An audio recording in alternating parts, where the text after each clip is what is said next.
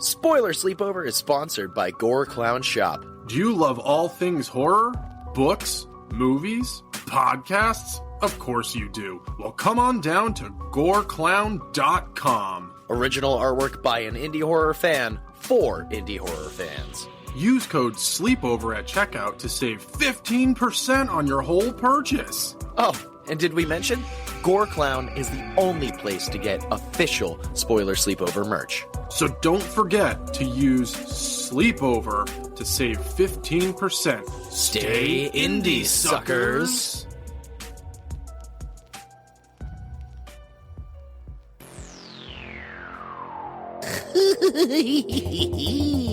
Welcome, ladies, gents, and our non-binary friends to Spoiler Sleepover, Season 3, the Season of Suffering. Suffer along with your co-hosts Jason, Michael, and Rob as they watch and review some of the worst films to ever hit the screen. Now, enjoy the show. It'll be a real scream of a time.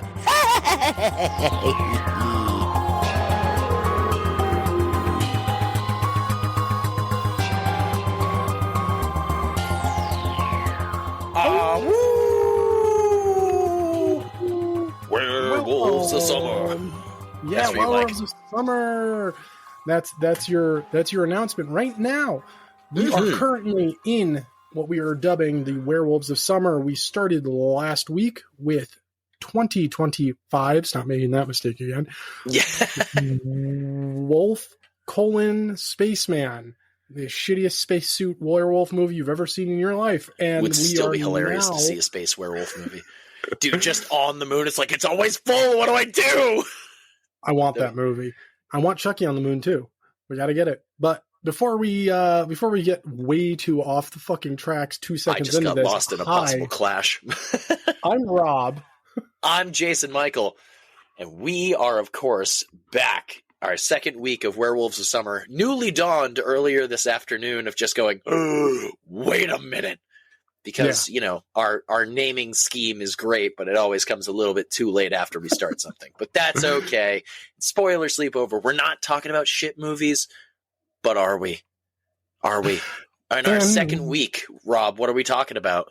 We are talking about 2010's The Wolfman. And I have to point out, this is a fucking anniversary, dude. This came out in February of 2010. So this is officially 15 years old. This is a 15-year-old movie. So happy anniversary to this movie, or anniversary existence to this movie. But that's fair. Yeah, yeah. Which is, it's crazy timing too, because currently it's your quinceañera. Horror Movie Night is doing nothing but anniversary movies for this season. So it's kind of cool. They're only doing movies that were released in years that ended 0 or 5. So I've really been enjoying their season. Shout out to Horror Movie Night. If you don't listen, you fucking should. We talk for over an hour every episode. They keep it tight to like 45 minutes. So if you're looking for something to listen to on your way to work, Horror Movie Night's it. But don't stop listening to us, please. Good save. Good fucking save. And speaking about don't stop listening to us, Jason Michael, we have an official announcement. Officially? I'm sorry. I'm also looking for my pieces of paper. I have way too many notes of things because we are talking about a lot of stuff in this episode. We not only are announcing Werewolves of Summer, but also knock knock. Who's there? It's me, the guy, Jason Michael, telling you about on Wednesday, June 4th, 2025 at noon Eastern Standard Time. Our first episode on Patreon drops. That's right. Ladies, gents, and our non-binary friends, we have officially rolled out our Patreon, and it's happening. I think we've kept it affordable. It is most people who have Patreon have tiers. We are keeping it solid. We're keeping it at $5 duckaroonies, $5. $5 to subscribe to our Patreon. But also, if you have ducks, I'll take them too. Yes, quack, quack.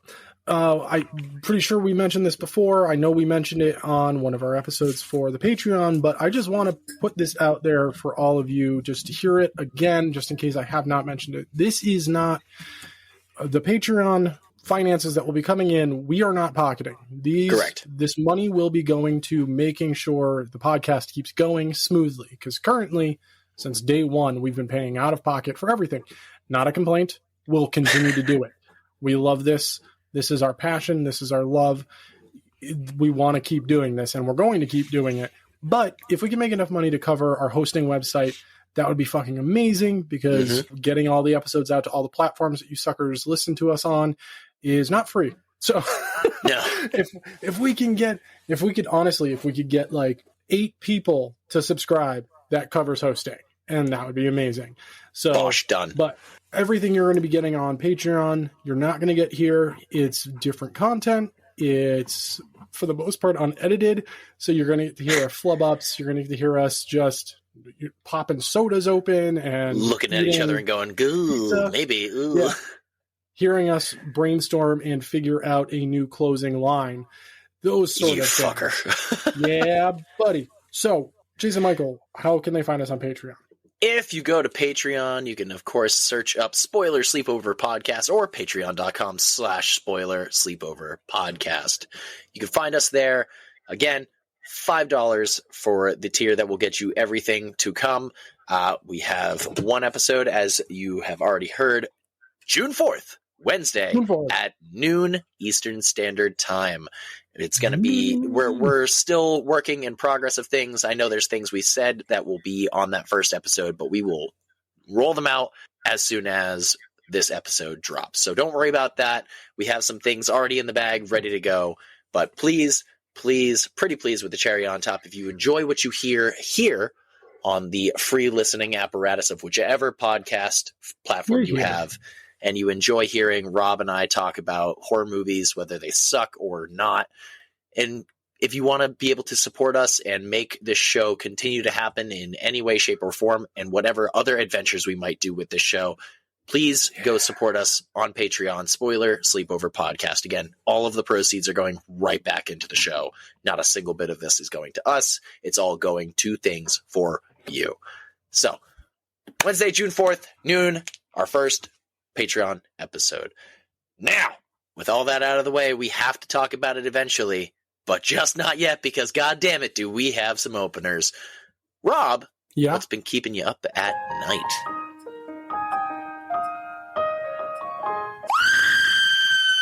Well, I've been watching a bunch of movies. I've been finding the time recently to get back into keeping up with film and my programs. I won't even go into my programs because I watch them. But I watched 2 movies recently. I finally watched Mickey 17, the Robert Pattinson movie. It was not what I was expecting at all. And I'm not going to spoil anything, but I'm going to give you a good reason to just go ahead and watch it. The trailer for the movie is basically the opening of the movie. Like, it gives you fucking nothing. It gives you, here's basically the bare minimum of backstory, but not the actual story of the movie. So I went in expecting basically just, I'm going to watch Robert Pattinson die 1,000 times over and over and over again. Nope, not at all. Not even fucking Team close. Jacob would be happy about that. It was really good. I really enjoyed it. I think I gave it 3 stars on Letterboxd just because it was really good, but it wasn't great. It's worth the watch. It is currently streaming on Max. If you've got Max, go over and watch it. It's good. I like Robert Pattinson, and the voice he does for this character is fucking hilarious. So just makes it that much better. And then just a day after that, I ended up watching, which I didn't know had come out. There's a new Fear Street. R.L. Stein's new Fear Street movie came out called Prom Queen, and it was okay. It's got some really cool kills in it. I don't want to spoil anything at all, just simply because if I say one thing about this, it kind of gives everything away. It's one of those movies. Snowball effect. You can't really talk about it too much. It's like Fight Club. But yeah, I dug it for what it was. It's a high school slasher film, and yeah, I don't know. if you liked the first three, don't expect the first three, because it's not. I really loved the first three movies. I think I only watched the first one. Oh man, you got to watch all three of them. They're so fucking good. Okay. This one is kind of it's a tier below. I feel like they definitely knew what they were doing, and that there was a very specific audience they were shooting for. And again, I'm not that audience, but I did really enjoy it for what it was. I'm pretty sure I also gave that 3 stars on Letterboxd. By the way, if you're on Letterboxd, you can find me at I Wear Human Flesh. Nice. You can find me fucking everywhere. So go ahead and give me a follow on Letterboxd, and we can chat movies or whatever. But that's what's been keeping me up. What has been keeping you up at night, Jason Michael? Well, I have been, of course, getting ready to go away for the summer, because I know we are coming up, unfortunately, on that time, but we're not going to talk too much about that right now. But with that being said, this will be for the rest of this portion of the season, this will be our last bit of openers, because I'm going to be so fucking busy where I'm not really even going to have time to do or watch or listen to anything besides work. So this will be our last one for the rest of the season. This portion. All shall be revealed at a later time. Before our season break. Because we do have a season break coming up July. So you guys have got a few more episodes here, and then we're going to be on season break, and then I'm going to be back with a very special guest. But you're going to have to wait a few episodes to find out who that is. Not telling you now. Yeah, but that's not what we're talking about. Jason Michael. Correct. What the fuck? Yes, sir. I've been keeping you up. The idea and the actual adventure to New York City. We took a day trip and just went to New York City. I think it was the first time I had been there, and maybe actively probably in 10 years, actively like boots on the ground in New York and walking around. And it was really cool being an adult and going around there on my own and not just like on a school trip or anything like that. I was dropping off a international staff one time, and one year they had a flight out of Logan. The next year they had a flight out of Newark. And then on my way back, the GPS was like, "Hey, welcome to Manhattan." And I went, "No!" So, wrong place. That's where I learned what a bumper bully was. But it was a lot of fun. It was also walking around just going, Jesus Christ, cities. Oh, I don't like you. But New York was fun. Other than that, I have been actually watching a decent amount of things. Watching, finally, I love the games. Watched Twisted Metal Season 1. I heard mixed reviews, and honestly, seeing what was rated overall on Peacock, they're fucking wrong. You're a bunch of idiots. That is a tremendous show. And I'm watching it knowing like some of the bits of characters and going, "Oh, he's going to be this guy. Oh, she's going to be this." And then finally, after actually, we can probably talk about it. When Evelyn gets subbed out, and then all of a sudden it's like, what do we call it? And I'm like sitting there going, Roadkill. Let's call it Roadkill. Yes! Vindication! It was so good to finally hear that, especially with John Doe and like seeing the connections to all the other characters. I love Twisted Metal Black. I replayed it not too long ago when I was streaming. Dude, that game's fucking hard, or maybe I just suck at it. No, that game is fucking hard. Like it's known across the board. It's not for like beginners. It's like Elden Ring for fucking cars. Oh god, but yeah, like I love a lot of the elements and levels in that game, but we're getting too much off track. Last thing I'm going to say about Twisted Metal Black, I have played every single character and beaten every single story multiple times because I just fucking love that game. So Twisted Metal, can't wait for Twisted Metal Season 2 coming out July 31st of this year. I'm so excited. Dude, I had no idea there was a second season even coming out. I'm fucking amped. Some of the people we're seeing on the docket for this, I can't wait, dude. My favorite character is showing up, and I cannot fucking wait. No spoilers. I'm not going to watch the trailer this time. I watched the trailer for the first season because I was like, this is going to suck dick. And then I watched the trailer, and I was like, this is going to suck my dick to completion because this seems amazing. I'm watching this. And I fucking loved the show. I've watched it twice. I don't do that very often. I was just like, again. It's really good, and it's nice seeing Neve Campbell in something that we actually appreciate. Yeah. Like, she's a tremendous actress, don't get me wrong. Man, Scream. Sucks. Yeah. Full stop. Sorry, Chris. Anyway. No! The other things I've watched, ventured over to Netflix to watch a show called Four Seasons. It, I believe, has gotten renewed. Yeah, I believe it's gotten renewed for a second season, but it's got Steve Carell. It's got Tina Fey. It's got the dude from, like, the fucking movie about the Earth, like, Standing Still or whatever, where it's like he goes back to his house and it was being rented as an Airbnb to other people, and then they have to live together, but some weird fucking shit's going on in the world or whatever. I think we definitely talked about that as a what's been keeping us up at night in season 2. I remember that. And then me and the better half are watching through the Kingsman movies. So we watch I hadn't seen any of them except for The Kingsman from like 2021. And it wasn't the best start to the Kingsman movies, but Kingsman 1 and 2. Those are great whatever movies.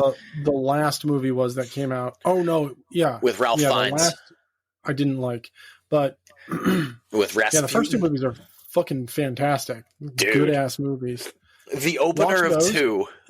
Yeah, if you just want to have like a ramped up movie month, you should once you finish those, just jump into John Wick. Like, it's basically the same shit. There is not a bad John Wick movie. There is not a single solitary bad one, and they all get very visually beautiful. Oh, Rob's waving a finger at me like, actually.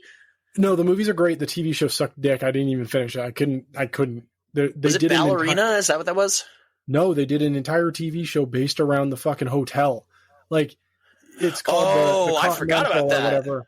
Yeah, I forgot about that. I was like, this is boring. Each episode was almost like 2 hours long. I was like, this is wild. This is a choice. Yeah. I'm good. I think there's, what is it? The Chronicles of John Wick or some shit, or Ballerina, a John Wick story is coming out.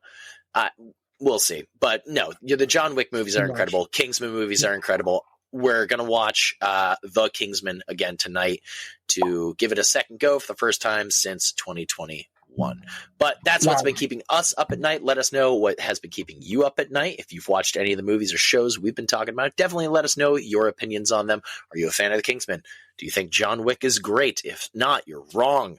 Besides that, we're talking about some squiggly motherfuckers squiggling in and out of your ears. Rob, what is your earworm? So I mentioned last week I went to Vermont for my youngest sibling's graduation. When I was out there, I met their partner's dad, and their partner's dad is just 3 years older than me. So we grew up in the same era. We have, wildly enough, we have similar taste in music, like very, very off-putting, not in a bad way, but just the fact that he would mention a band, I'd be like, dude, I didn't know anybody else who listened to that. And then I would mention one. He'd be like, oh, this is amazing. So we've been trading. We're all old. Yeah, pretty much. Literally, actually. So we've been trading like music. I'm like, oh, have you heard this artist? And he'd be like, no, I'll give him a listen. He did the same for me. And he told me to listen to an artist that goes by Master Boot Record. And he's like, if you like, it's impossible to describe this. It is 8-bit MIDI metal is the best way to put that. MIDI? It's one guy. Yeah. What the hell's that? MIDI files. So like the style of music for like Sega. 8-bit was like NES, Game Boy, and then you step up and you get to the later generations and they use MIDI files for that. So it's very like video game music, but like straight up metal. It is wild. He has I think 7 or 8 albums, and I've listened to the first 3 so far, and they gradually just get better and better and better and better. And so I shot him a text. I said, thank you so much. This is amazing. You should listen to Power Glove, because if you like this, you'll love Power Glove. Although Power Glove is just straight up nerd metal. Like they do metal covers of like the Castlevania theme and the Pokemon theme and stuff like that. They're fucking great. Based on their name, they kind of sound like a fucking straight up nerd band. Yeah, Power Glove rocks. I fucking love my Power Glove.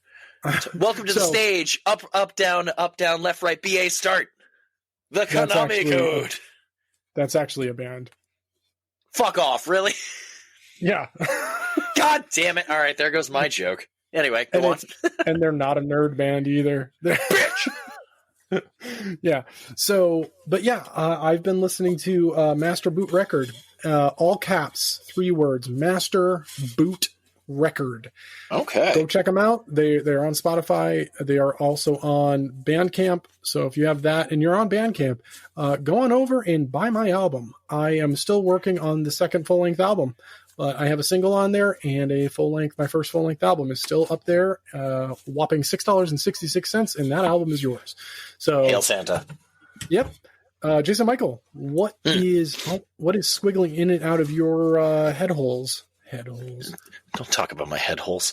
Well, out of 2 of my head holes, because there's multiple, of course, Rob, you're going to enjoy this bit. And I say that with rolled eyes and sarcasm because mainly this goes out to Chachi, this goes out to Seamus, this goes out to Mr. Cyrene, which can really use your love right now. Everyone send some love and support to Mr. Cyrene because, man, oh man, struggling with some shit at the moment. Sure is. Yeah, he wanted us to give him a little bit of love, so definitely send Mr. Cyrene some love. He's dealing with some stuff from and some sage. Yeah, he texted. I was mowing the lawn earlier today, and I get a text saying, "Well, I've smudged my house," and I went, "Bitch, hold on." So that's all. Again, send Mr. Cyrene your love, but again, for the 3 of you. I finally got this bitch and hunted it down somewhere on vinyl. I'm holding up the vinyl to Ghosts Skeleta, their newest album, which for some reason is damn near impossible to find Target exclusive. I have been to like 3 or 4 or 5 fucking Targets and couldn't find it anywhere. I had to get it in a different state. So, sounds about right. Yeah, that's not my only earworm. Knock, knock. There's more. We have... Of course, I'm very big on knock knock for some reason. We have, of course, all these songs that I've been working with to try and play for drums.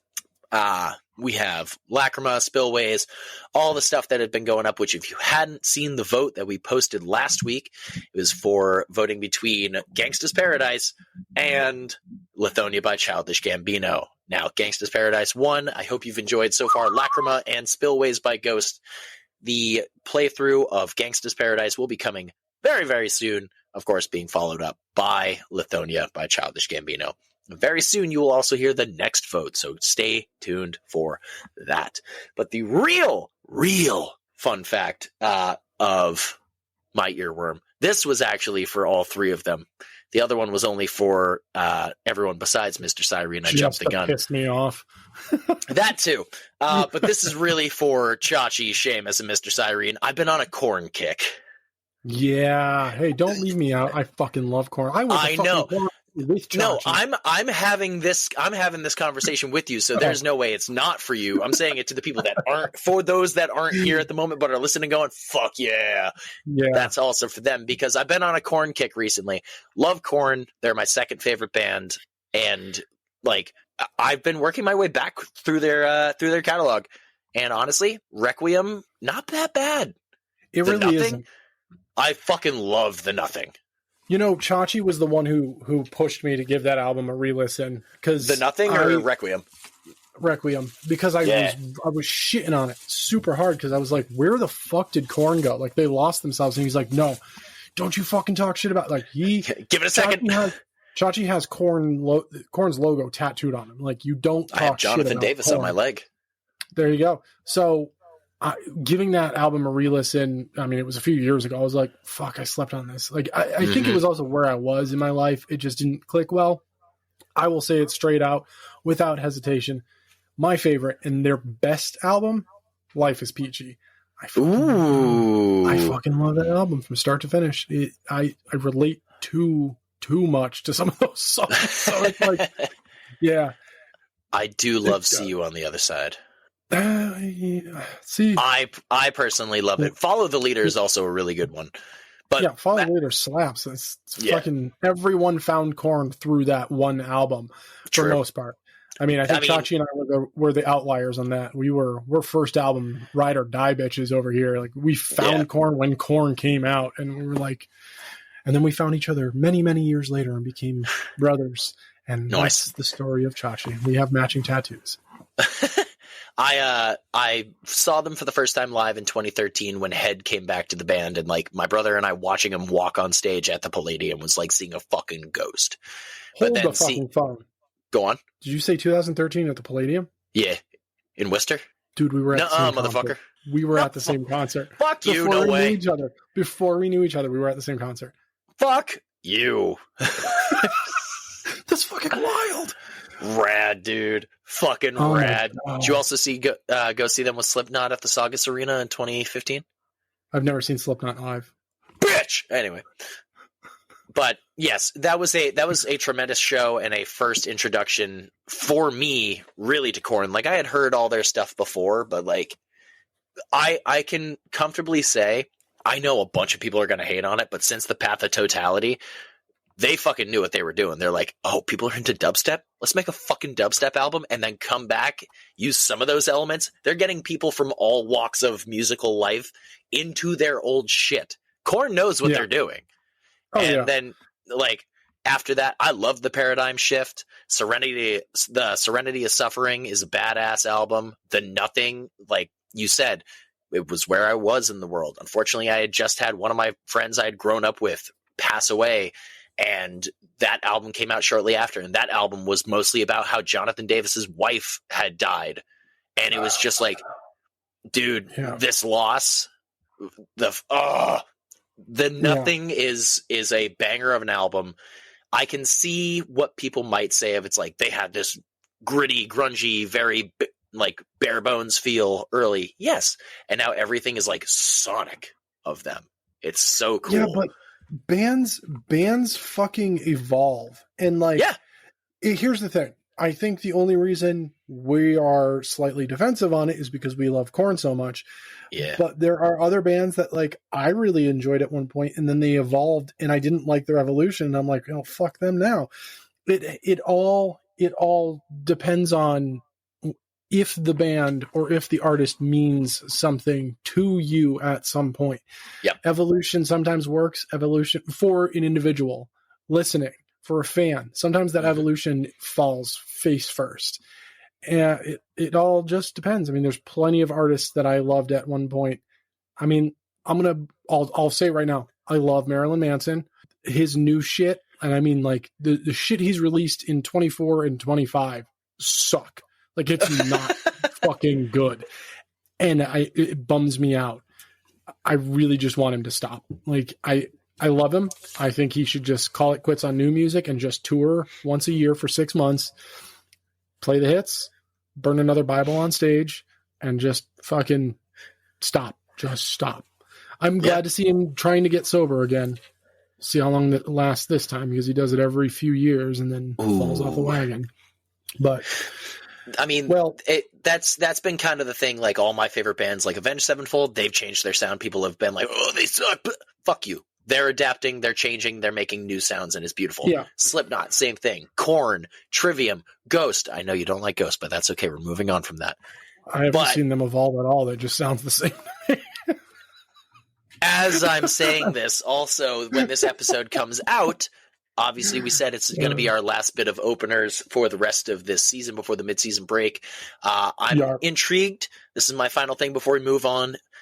This is my final thing because next week, June 6th, is Volbeat's new album. Now, I haven't, I think it's of Monsters and Men. I think it's, or of Gods and Men. But I don't know. I'm in a weird place with Volbeat right now, and I feel kind of bad about it because fuck, do they sometimes kick all of the ass? Gods of Angels. That's what it is. But nowhere close. Yeah, no.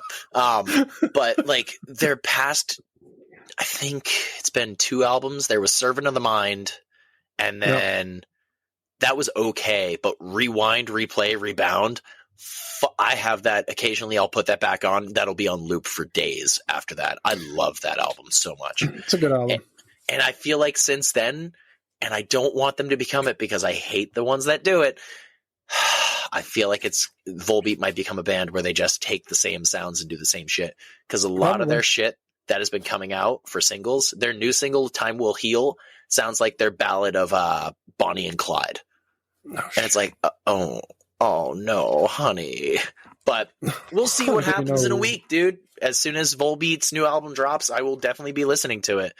But that has been our earworms and what's been keeping us up at night with our earworms. I tied that in and flubbed it, but it's okay. God damn it, we're keeping it.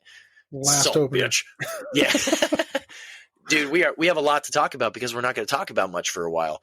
Anyway, we are ending, of course, with a little bit of and boy, do I have a strange one. So, a few weeks ago, peek behind the curtain again. A few weeks ago, before we started recording, Jason Michael said, that do you have a Creeping It Real for the week? And I was just like, I did. And I forgot. And I couldn't remember. And so we ran with something else. And then the following week, same thing happened. And then today, literally today, as we sat down to record, I fucking remembered. And I was like, oh, I know this is mad late, but I still have to say it. And it's so fucking dumb. But I also broke out in the cold sweat and everything. I wanna give myself a pat on the back. So forever ago, I brought up on a Creepin' It Real that they had announced that Nicolas Cage was going to be reprising his role, but live action this time, as Spider Noir for an Amazon TV series. And I said on the episode, if they want to make this show kick all of the ass and do it properly, it'll be in black and white. So the trailer came out, and this bitch is in black and motherfucking white.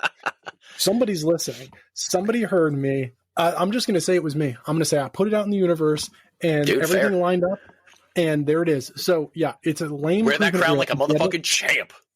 But go watch the trailer. And this is me saying go watch the trailer. Go watch the fucking trailer. Dude, this shit looks wild. I am so... I'm smiling ear from ear right now. But I'm so fucking amped for this. It's Nicolas Cage, dude. Like, I love Cage. Spider-Man.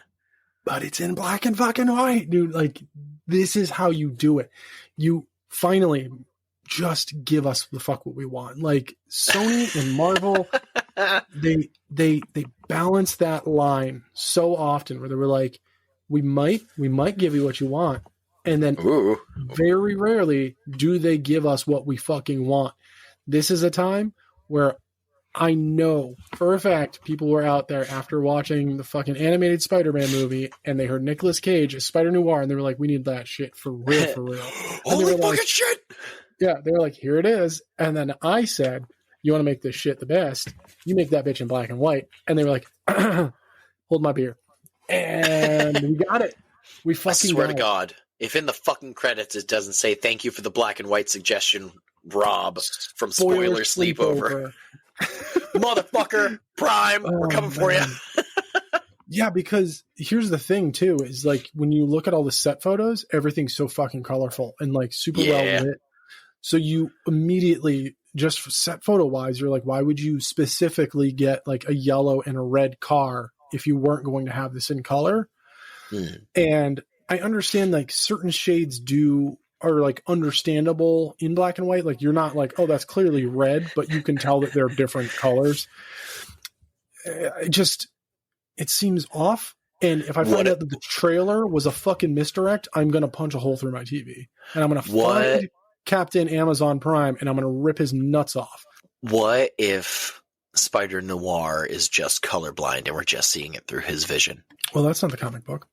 But I'm also not expecting the comic book out of this show. I'm expecting to see Nicolas fucking Cage as Spider Noir kicking ass and riding the top of cars like they're fucking surfboards. That's all. Falling in a Rubik's Cube and somehow solving it. I don't know. Yeah. So that's been Creeping It Real. Are you excited to watch Spider Noir? If Fuck yeah. you aren't, then why are you wrong? I mean, I get it. You've been fucked over enough by Sony and Marvel. I get it. But so have I.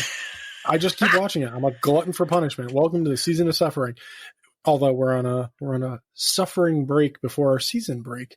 Look at that flow. So with that all being said, let's jump into this little spew on 2010's The Wolfman. No space, no colon. The Wolfman. I feel like all of this in one way, shape, or form has been many, many episodes coming. We've talked about Wolfman of 2025 for months since it came out. Hell, even since we were like, man, this movie's going to suck. Even since we talked about number one, my favorite Universal monster, the Wolfman, 1941. Now we're talking about the reboot or remake, if you will, from 2010. Okay. Reboot. Okay. All right. Reboot. Okay. All right. I mean, yes, because remake would constitute it actually stuck to most of the original story. Yeah. And names and gypsies do not pass as a remake. Oh, look, there's gypsies again. Like, barely. And there's some characters that we've seen before. Dude, Maliva is so fucking useless in this movie. Like, they took Maliva and it was like, why? Two fucking scenes where she does jack shit. Yeah. It makes me so sad because Maria Ospinskaya made Maliva and you remembered Maliva. This is just like some scraggly old woman who's just like, don't do it. Don't you fuck it. All right, cool. She ran away. She didn't listen to my message. This rendition of her was fucking brutal. Looked like a witch. Like, straight up, not even gypsy style. Just straight up looked like a witch. And I was like, I dig the look. Now, I saw this in 2010 in theaters, and I fucking hated it. I walked out of there. I was pissed. The major thing that I saw on my first watch that pissed me off on this, you ready for this? My second watch. This is how much I hated this movie. I've only watched it twice. On my second watch was still the same thing that pissed me off. Okay. Now, I'm just going to say it at the front so we can just move forward from it. Second watch, yes, the same thing pissed me off. Movie wasn't as bad as I remembered it being. Now, it's a bit too long. You could have easily cut 50 minutes out of this movie and it would have been fine. Almost 3 fucking hours long. That's too long. And that's me. I like a long movie, but you're filling fucking air. You're filling the air with story. We also both watched the unrated version. Now, there's slight differences between the theatrical and the unrated version, but there's not many. I swear in one version I remember Gwen dying at the end, but I guess she didn't. But I was in the same boat. Like, Wolfman, my favorite since I saw it as a child, and my dad going, there's a new Wolfman movie. Let's go see it. I was like, oh my God, yes. And we went to go see it in theaters opening weekend. And we both walked out there going, it was horrible. That was not good. We still talk about how it wasn't great. I will say, I made it a point to say it in Wolfman 25 with Christopher Abbott as Blake. Him and Lon Chaney Jr. and Benicio del Toro, they all play tragedy really, really well. In the face, visually, like Benicio del Toro, props on him for actually looking like Lon Chaney Jr. a little bit in this movie and giving the Lawrence Talbot look. And it's like, fuck, man. He adjusted his stance, which I thought was really cool. Because when he walks on screen, like he's like, his neck is pushed forward. Like there's certain moments where you can see that he's like intentionally moving his neck forward a bit so that he seems stockier and slightly shorter. And I really appreciate that. There's even mannerisms, which I noticed. Like when he's talking, who the fuck was he? He was talking with somebody. Oh, it was his father when they were at the fucking dinner table. Yeah. And he has that like side glance that he does where he's like, smirking. He's almost saying fuck you with his eyes without actually doing it. Like it's that same look. You're like, that's that. Yeah. And the thing is, both Benicio and Chaney Jr. were both 6'2", or were for Chaney, are for Benicio because he's still alive. But they're both 6'2", and they're both tall, daunting characters in comparison to some of the people they play against. Like this, some of the characters that you see in comparison to Wolfman, we're going to be referencing 1941s a lot in this because, again, this is supposed to be. Because this was the age of like, we're going to do the Universal Monster movies again. They're talking about doing a creature. They're talking about doing Johnny Depp as the Invisible Man. They put out Tom Cruise as the Mummy. And we all know apparently how that turned out. But I still haven't fucking seen it. And I'm okay with it. But this, I equate this to that stage. Because now we have a better Invisible Man. We have a better Wolfman. The Mummy is in promising production right now. But we're not talking about any of that. We're talking about 2010's Wolfman. Lee Cronin. Yeah. That's all I'll say. We're talking about Wolfman. we can go off on so many tangents, but this movie it does some old stuff really, really well, and it does some shit that we just don't care about. The cane is... I love that cane. That cane is sick looking, dude. The cane is badass looking. The 1941 cane is still my favorite. I have it, but the cane felt so underutilized and pointless having in this entire movie. Well, you also knew for a fact, I mean, that it wasn't going to come up for a while anyway. And it just didn't. Because, I love that cane. Runtime alone. I do like the fact that when he's handed it on the train and he immediately knows how to function it. That blew my mind. I was just like, I'm like, how? And it's got the lock bars that slowly come up automatically, and he just pulls the fucking blade out. Yep. It's sick. I really dig it. And again, it's fucking pointless. Like, it does come back, and you're like, oh, here it goes. For all of like 5 fucking seconds. Yeah. It gets pulled out, and then it gets yeeted across the room. You're just like, and the blade's not even used. God damn it. Yeah. So before we go further into any of this, I will say I have to give credit where credit is due. Benicio del Toro was the main person who spearheaded this movie because it went through director changes. It went through everything. It went through years of delay. And then eventually it came out because Benicio del Toro wanted it to happen. He's a very big Wolfman fan. And he was like the main driving point behind a lot of this. We also have I wasn't too thrilled on it when I originally saw it. Looking back on it, this is a great looking Wolfman personally.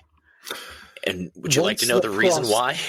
The prosthetics? Yeah, it's fucking sick. Why do you say it is? Because there's part of it that looks in a way like 1941, and a lot of that has to do with the tiptoe. But also, with the brow, it's done like the nose is kind of up, the brow is kind of angled in the same way. It's just more like, it looks like this Wolfman stuck his finger in an electrical socket and went and just fluffed up in anger. This makeup was done by Rick Baker. And for those of you uninitiated out there, Rick Baker, American Werewolf in London. Yeah, dude, what? I didn't even notice that when I was going through the credits. That's wild. And he won, I believe it was a Oscar, Grammy. No, Grammys for music, Oscars for, he won an award for the best makeup practical in Werewolf in London. Also won an award for the best practical makeup in Wolfman 2010. This motherfucker out here representing. Here's my issue. This is the thing that pisses me off about this movie and both watches. Okay.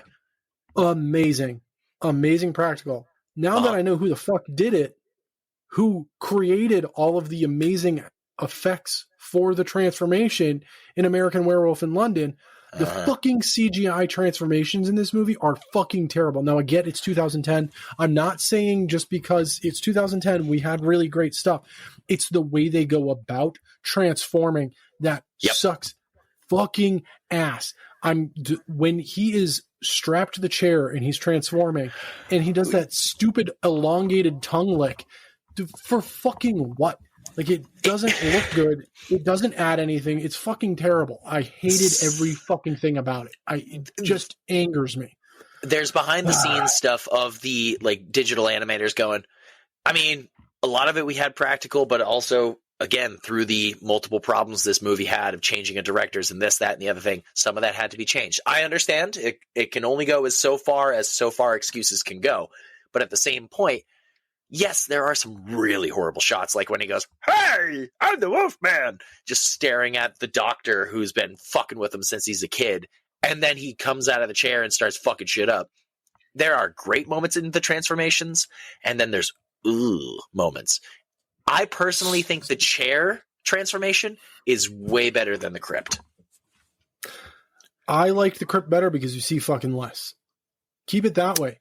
I liked that. I think, honestly, this will probably be the most unpopular opinion ever, but I think the best wolf transformation we get is Sir Anthony Hopkins at the end of the movie.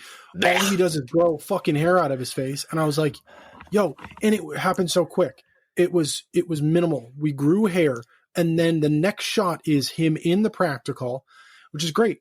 I think the other fucking Lawrence's makeup with that giant, elongatedly intense underbite is fucking terrifying. Like the first time you get it, like a lit shot of him facing the camera, and you see that his underbite is like an inch and a half long. You're just like, I was uncomfortable. I am 39. I should not be uncomfortable by a werewolf, a wolf man, I should say. Let's be more specific, because we got some werewolf movies coming up that are definitely gonna. But it just, I don't know. There's something just like,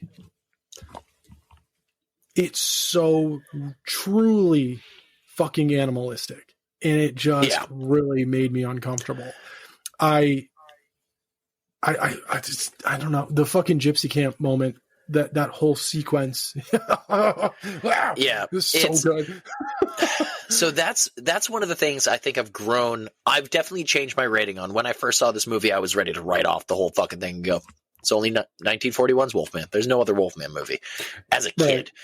As an adult, I've grown to appreciate it a little bit more. A little bit. The moment shit started going sideways in the camp, and like the dude who's like looking in through a door and then just gets clawed through the bottom of the neck and just nails coming out the fucking mouth. I'm looking at it now going, oh, fuck. As a kid, I'm sitting there going, why are they showing so much blood? The Wolfman wasn't a bloody movie. What is this? Why is this happening? But now I'm like, that's what a fucking wolf would do. We like it now. Fucked up. I mean, even in 2010, I mean, I was a fucking adult, but I was taken back because I wasn't expecting that. Yeah. Just visceral. I mean, the movie fucking opens with the dude being gutted by a wolf in the woods. We find out is Lawrence's brother, and we find out was his dad who fucking killed him. Worst dad ever. Way to go. Also, the fact of this is Sir Anthony Hopkins. This is the most cardboard fucking stale pizza box role. First off, for a lot of people in this movie, Emily Blunt as Gwen Conliffe, Jesus Christ. Yeah. But Sir Anthony fucking Hopkins, he's asleep through half the fucking movie. Even the director's like, I don't know what the fuck he was doing through some of these parts. It was just, Lawrence. The prodigal son with her. I'm sorry, he's what? Old as fuck. He's old as fuck. But he enjoyed playing the goddamn werewolf shit and like the fantastical stuff, just not him being him. Yeah, why would you want to be just a crotchety old man walking around with a cane and a dog that's ready to jump anybody when you could be a fucking wolf? And a double-barreled shotgun. Oh my god. Yeah. It's no gunpowder in the shells. I removed those years ago. Oh, cool. Thanks, man. Yeah, there was from a mile away. There was so much possible good to this movie. Like some of the characters, like the doctor, and I'm blanking on their names right now, but the doctor and the Mumford and Dr. Lloyd. Sons. Mumford and Fuck Sons. you. Fuck you. I get the joke. Paul Mumford, Sons. I'm going to fucking... I'm sorry. I'm sorry. I swear to God. I'll end the motherfucking call. The cop, the main, I don't even say detective, but like Paul Mumford and Dr. Lloyd, two of the main characters that, didn't really provide much in 1941, but provided some form of okay, these are tertiary characters that we might have to worry about. Yeah. They were offed as soon as fucking as soon as Del Toro turned into the Wolfman. They are killed immediately. And I think it's Dr. Lloyd who goes into the fucking sludge and quicksand. He's like, I'll shoot you. It's not working. I'll shoot myself. There's no bullet. Decapitation. Dude, bitch slaps his head off of his shoulder. Seriously. It's fucking amazing. I have to, one of my notes. I just did bullet point shit because I saw the one time of the movie and I was like, I gotta write this shit down. I got old brain, but where the fuck is the note? I wrote this down and I was like fucking laughing my ass off. I wrote, Mr. Smith broke out of the Matrix to question Lawrence. That was all I wrote. Oh, Jude The Law. minute he walked on screen, I out loud to myself was like, Mr. Anderson. And I was like, no, wrong movie. Look at that mustache. But that was Hugo Weaving. This is Jude Law. No, fucking the detective with the big old mustache. Yeah, the one who gets bit by the end of the movie. That's Jude Law. No, it's not. Yes, it is. So playing Aberline. Yep. Is Hugo Weaving. You fuck. Bullshit. Bullshit. I've been saying that's Jude Law for years. And you've Fuck been wrong. off. 4 years. That he looks nothing like Jude Law either. I don't think you've ever seen either of them side by side before. No, honestly, I think I'm pulling because I've seen the Robert Downey Jr. Sherlock Holmes movies more than I've seen this fucking movie. So I think the mustache suck dick too. Bullshit. Those are great movies. Terrible We're not talking movies. about That's those. Coming from somebody who loves. We're moving on. I'm mad.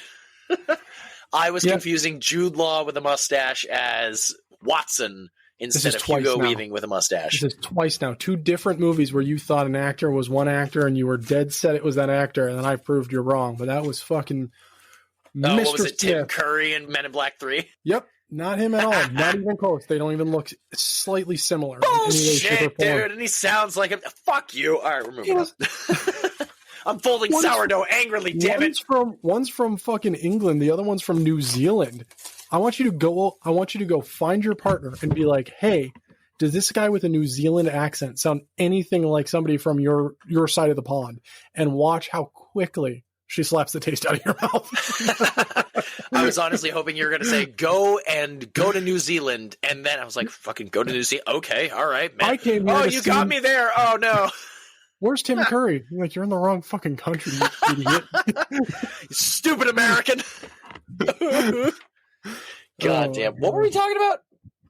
Fucking The Matrix. Oh, it's a great movie. Yeah. Mr. Anderson. Jude Law, everybody. So the gypsy scene when we get that full blown just slaughter fiesta, and the Wolfman just finger bangs a dude through his mouth, like the bottom of his jaw through his mouth. Yeah, amazing. That was the moment my jaw hit the floor. I was like, yo, what? Can I see that again? And it's not like modern horror movies where we get like the blade through the mouth and you can see the blade in the or the blade through the bottom of the mouth and you can see the blade through the mouth. This one, those 2 fingers come straight through there and there's blood like pouring out. Hooked. His fingers are soaked and through the other side of his mouth. It's so good. It's honestly, it's the best. It's the best kill in the entire movie. When he killed the doctor after he breaks out of the chair, lamest shit ever. Just it's vindicating. And you can see the wire. See the wire. Yep, I know. 100%. You can see the wire as soon as he thrown out, and then it was like digital replacement of the spikes, and then the body as he lands on it. Looks great. So bad. But it's immediately go on. Abbott and Costello did a better yeet out the window than this fucking movie did. Yeah, she got hurt by that, and so did Chaney Jr.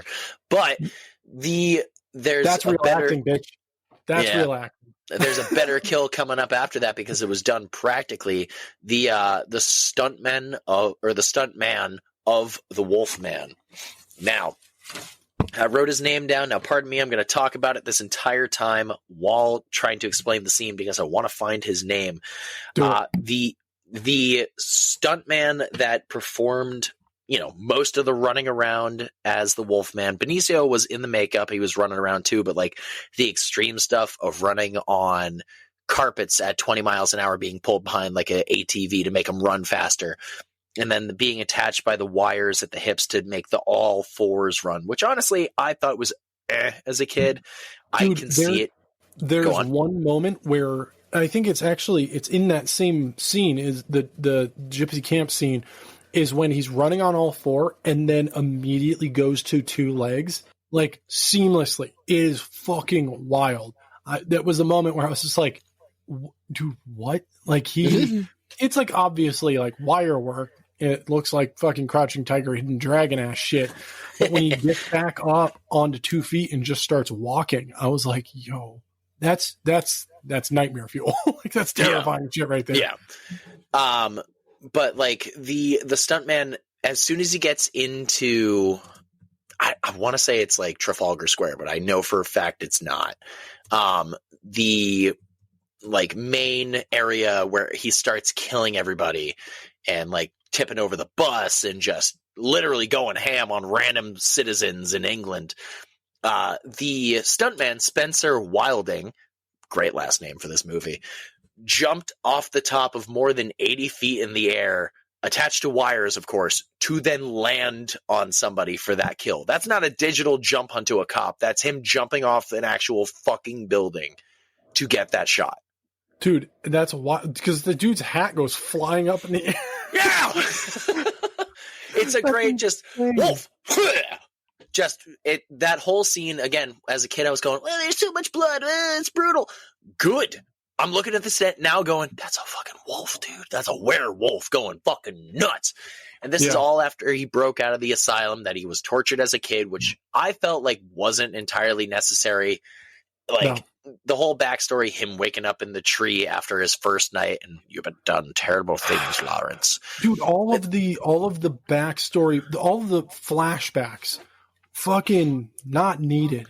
Dude, tell us this. Yeah. Tell us this in the story. Just move on. Like we don't need to see all of these CGI fucking woo woo woo woo woo woo woo back in time. Bullshit. I mean, they tell us, but it's through this back in time bullshit because it's immediately after he goes to the asylum because the doctor starts dunking him into fucking ice block water. What's that going to help? Yeah, because that was an old quote unquote cure, just like fucking lobotomies and shit like that. It was because that worked out well. Insanity. Yeah. No, it killed people. As a child, Lawrence saw his dead mother, and mother was killed. Not just like, oh, she passed away. No, like throat slit, bleeding, blah blah blah.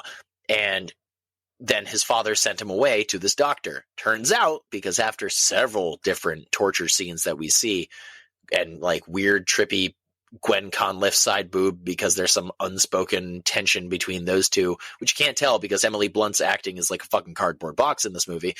But fucking Anthony Hopkins wakes up and is basically like, killed me to kill your mother. And it's like, I'm a werewolf too. It's like, what? Okay. Why? The only thing, I did not fully pick this up until many, many moons later. I did not pick up the werewolf in London vibe or nod. He was bitten on an expedition in 1935 in Tibet by a wolf boy. Yeah. And that's, if you know, Werewolf in London was bitten from a wolf in Tibet. You know what I don't get in the movie is after Del Toro is bit and he wakes up in bed, he has like this nightmare vision of that the Tibet boy. Yeah. Yeah. Why? Because maybe the explanation was right here while he's in the asylum. But was the boy there? He runs the asylum. Oh my god. He's the warden. It's a fucking pyramid scheme. It's a werewolf pyramid scheme. Bite him, send him to the asylum. We'll make millions. Now I'm just imagining that fucking Tibetan wolf boy with like a cigar in his mouth and monocle and a top hat. Business! Yeah! But besides that, that was a dead meat joke right there. That's good. I think that this was unnecessary as a whole. Claude Rains, yes, it didn't make sense as Lon Chaney Jr. being his son. The original idea was to just have him being a repairman. That's why the telescope scene is so important. Because he's asking like, oh, how'd you get this? Oh, well, I did the work in California with like an optician's, company. Like, I'm no good with tools, whatever. He's not his son in that scene. He's just some dude he hired to do the telescope. I don't think we needed the whole father is a werewolf thing. No. I think it's time we talk about that. We've already talked about Wolfman 2025 and how there is a father-son werewolf fight. I think it is done better from that movie than this movie, which I was already checked out of the movie, but the moment my dad and I watched 2010's werewolf fight of Sir Anthony Hopkins and Benicio del Toro, first off, this is where the cane comes back in. The cane that looks really badass and then is like fenced very awkwardly by Anthony Hopkins to whack Benicio del Toro a few times, and then it's gone because you're heir to my kingdom, Lawrence. And fucking Anthony Hopkins wolfs out because he's had so much time and practice doing it. He's able to, grow hair faster, blah, blah, blah. Who gives a fucking shit? Yeah. This is the most 2000s remake, floaty, wired-looking bullshit I've ever seen. 2025 has weight to it. There's an actual feeling of reality instead of just, I'm jumping over here, now I'm jumping over there. Yeah, 2025 is, I need to protect my family. Even though I am still an animal, there's still humanity in me. Yeah. And I will not let my father take over my life and my family. I will not let what he did to me, I won't let him do that to my family. And that's what we discussed in, the main point of last week's episode. Is that's what the main point of the fucking movie is. This one, here's the big outlier and the big issue here. Sir Anthony Hopkins' character has no fucking reason to want to kill his son. He has no reason to want to fight him. There's no fucking reason. There's no point to it. Heir to my kingdom. All right, cool. Get him a fucking throne next to yours in your crotchety old, dusty fucking bat-ridden household. And give just him a say, furry hey, wolf crown, bitch. Yeah, let's fuck up the town together. No, he's like, let's fucking fight each other to the death. Like, for what? That's the thing. I'm down for a wolf-on-wolf fight. There's no reason for it. You've given us no fucking reason. Yeah, if there was a moment where Benicio del Toro was like, you know what, Dad? You're right. Would they have stopped, or would Anthony Hopkins still been like, because I don't know what to do now? Yeah, it doesn't make sense. I mean, we get the comeuppance at the end where Sir Anthony Hopkins gets thrown into the fireplace, immediately erupts in flames. Burnt hair does not smell great, everybody. In case you've never smelt burnt hair, it does not smell great. So imagine that shaggy, wet, fucking burnt dog, and then he just gets decapitated. Yes, and I understand it was CG. Slapping the head off. Yeah, but it's so fucking brutal the way he moves. Like, especially because Anthony Hopkins did the motion capture for it, and that's him actually going. It's. I mean, yes, there's digital enhancements, but again, one of the things that Anthony Hopkins had fun with, besides being the wolf, because he wasn't having fun being Sir John Talbot, he was having fun being something that was not him. Right. So he rolled over on a green screen and went as he burned out and started biting the air as a decapitated head. That's sick. I mean, they didn't need the fucking CGI yet. There's way to just put homeboy in a fucking green screen suit and green screen his body out, and you can have the actual thing, and then you digitally put in the fucking open neck. I like again, in 2025 there was weight to it. It was practical. In this, yes, there were some practical bits where, but it was all wires. It was all wires. It was very fantastical. It was very jumpy. Yes, I'm understanding werewolf shit. They got springs in their legs with the fucking, because he was wearing those extensions, like the prosthetics almost, of walking stilts as disguised as wolf legs. And I understand that would probably have some sort of kind of kick into the fire. But god damn it, it just seems so floaty and, like you said earlier, very Crouching Tiger, Hidden fucking Dragon. Yeah. It's just jumping around like, I'm going to get you. I'm over here now. It's like, buddy, you're a werewolf. Stop it. Yeah. But, yeah. Then he bites Jude Law. Hugo Weaving, I know. But I know, but he looks... All right. Now in my head canon, I'm going to be stuck in this fucking dilemma again. Regardless. Bites Hugo Weaving, and then that's never paid off. Because... he goes after Gwen, who runs away. I swear there's a version where Gwen dies. I thought that was the difference between unrated and theatrical. I don't remember her dying. I don't know. I've only seen it twice, so what the fuck do I know? I'm just. I think I've seen it maybe 4. I think I've seen it maybe 4 or 5 times now because I I put it down for years and then went back Two to or three rewatch times it. more than me. And then I've watched it a few times, and it never, it's going to sound weird, it never leaves me fully satisfied. I was actually glad it was over. Like, I was like, I can get back to my evening at this point. It was... I know I've complained a lot, but this is why I'm saying you'll be shocked once we hit the ratings on this one. I'm so worried, but at the same point, go on. There are things about this that my complaints have been up front. The CGI is terrible. I don't like any of the transformations. The crypt one kind of gets a pass. Just because you see so fucking little that it's okay. And it's so low light that you can hide the shit. Versus the in the asylum one, strapped to the chair, it's fucking well lit. And it's just like, hey, look at all of our mistakes. Look how dumb this looks. Yeah. It's that, and then we don't need flashbacks. They sucked. No. They didn't do shit for us. And Sir Anthony Hopkins' character has no reason to kill his family. We're given nothing. And it really just kills it. There's no fucking whodunit. Everything is given, it's spoon fed to you from the minute the movie starts to the minute the movie ends. You know the direction it's going. I love the fact that there's a moment where the gypsy woman slightly mentions true love, and you're like, what is this, fucking Beauty and the Beast? Calm the fuck down. And I'm so glad it doesn't go that way. Because I'm like, dude, what the fuck? Dude, it started because fucking Emily Blunt's character of Gwen Conliffe is like, all right, go to London, get away from me, you'll be safe. No, I'm going to go, but I'll come back. And Maliva's like, don't fucking go back there unless you're ready to kill him.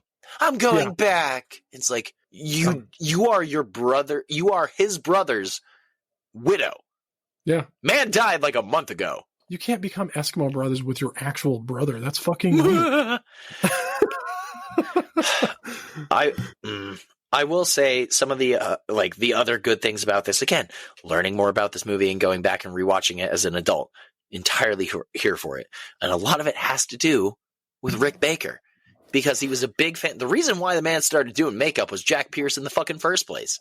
Yeah. And as we know and love, Jack Pierce, the original yak hair goddamn god himself, making the Wolfman getup with burnt yak hair. He did the same shit with burnt yak hair on this outfit. So Rick Baker was, it was yak hair, and he was burning it and individually poking shit in. Well, a team was as well, but like it was the same process, and he was. That's awesome. Rick Baker. So we'll eventually we'll get to that, but that is Wolfman from 2020. Jesus, no, not 2025. Sorry, I'm talking about the good one. 2010. Eventually and finally, we have talked about this movie. We've talked about 1941, 2010, 2025, the Wolfman trilogy, if you will. None of them have any connection. Of Summer. Werewolves of Summer. Now, before we get to that, I don't know if you had a bloody legend in mind, but I did. No, you take it away, honestly, at this point. I mean, I love Sir Anthony Hopkins. Not in this movie, but fuck no. I love him. But he's not a bloody legend for this shit. Who is the bloody legend of the week?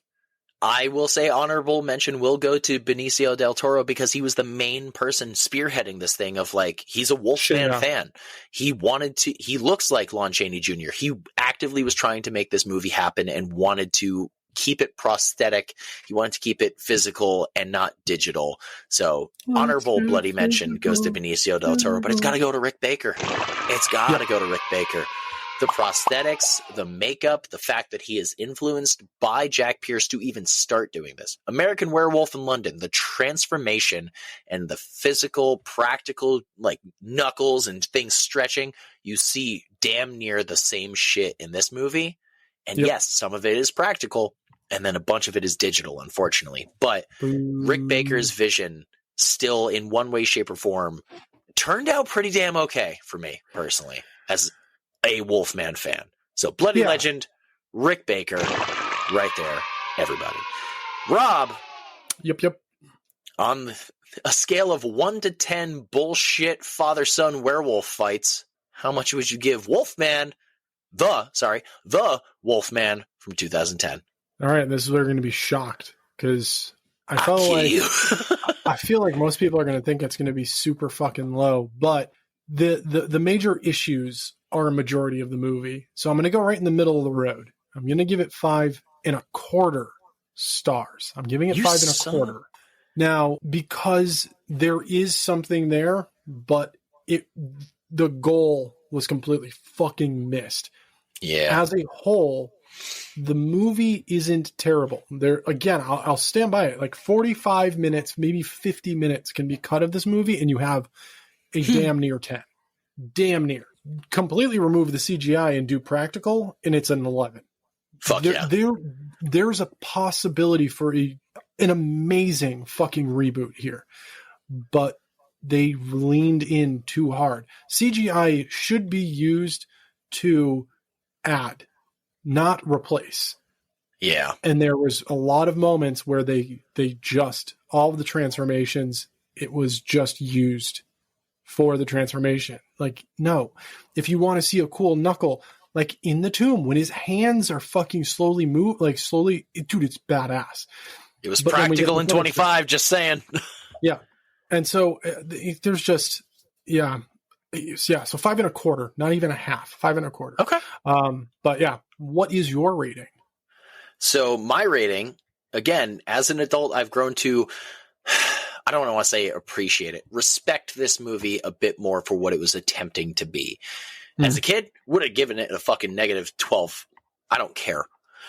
This one, I gave it a 5. I wrote it down on my notes. I would give it a 5. It's improved. There are some things I appreciate it. I've grown to appreciate the wolf's design. I've grown to appreciate some of the acting. Very little. Hugo Weaving does great. Benicio del Toro has his moments where he's sitting there like a fucking soggy, wet cardboard box in a dumpster behind a fucking blockbuster that doesn't exist, and nobody's found a fucking reason to put anything else there. But besides that, I would give this movie a 5. It's not the best Wolfman. Obviously, the best is 1941. Wolfman 2025 did things that this one did, but better. I think if you made a Wolfman movie and it's not Lawrence Talbot, because there's only so much you could do with retelling the same exact story over and over again. Look at Halloween. Look at what Rob Zombie did to Michael Myers. Look at what fucking David Gordon Green and Danny McBride did to Michael Myers. And I know that can be taken in multiple ways of people going, they destroyed the character. But you can only do so much with the same shit that's been done before. So if you changed it to somebody else and had similar story and lines of like, again, 1941's was the inspiration and the main line of silver bullets, full moon, all the stereotypes or, whatever we know as of werewolves. It's all from 1941. In 2010, it's all kind of there, but it's also not really cared about. Like the whole poem at the beginning of Even a Man Who Is Pure at Heart, it's there and it's gone. And that's it. It's like, oh, okay. Yep. And the cane. Dude, the cane is beautiful. I love the cane. I won't give Cane the props because there's not a cane in this movie. But the cane, I will give the cane props because I love the 1941 cane. I have it. I've been looking for the 2010 cane because it looks cool, man. Yeah. But it's literally, it's so underutilized and it makes my Wolfman heart hurt. Yeah. But 5.25. That's it. Ladies, close. Gents, and our non-binary friends. That's 2010's The Wolfman.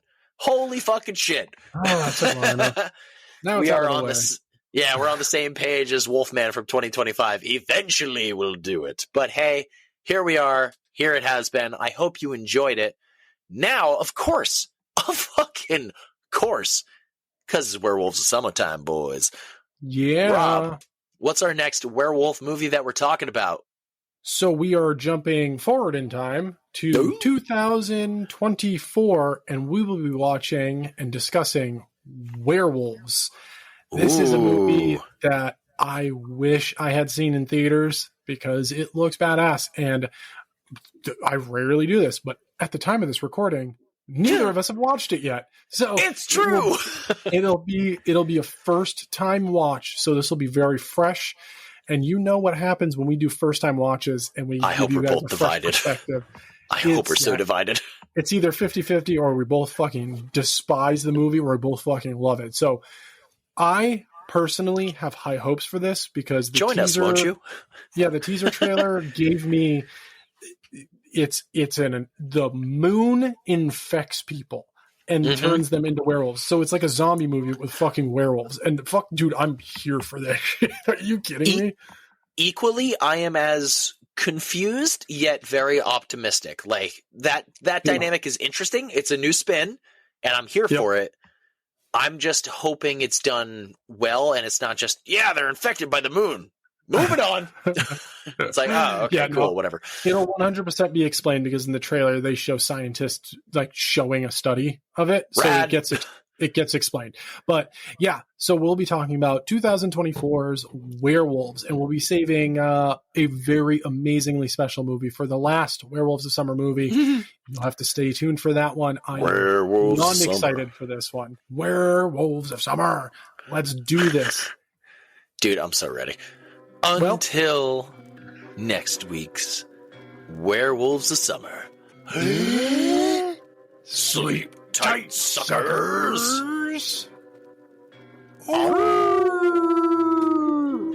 Werewolves of Summer. Always go practical. Seriously, always go practical. Thank you for listening to this week's episode of Spoiler Sleepover, but the fun won't stop there. Go follow us on Instagram, Facebook, Threads, TikTok, and if you have any episode ideas, please send them our way at spoilersleepover@gmail.com. That'd be really fantastic of you. So, until next week, sleep tight, suckers!